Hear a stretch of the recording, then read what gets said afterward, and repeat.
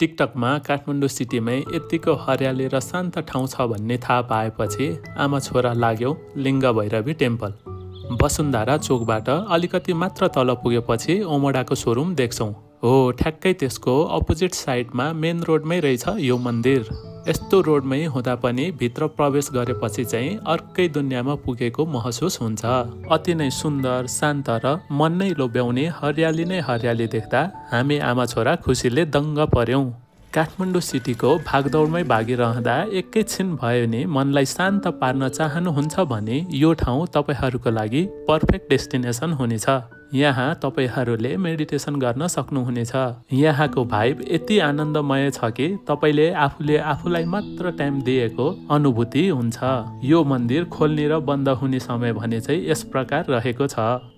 Time मिलाएर मनलाई शान्त पार्न अवश्य पनि लिङ्ग भैरवी मन्दिर आउनुहोला।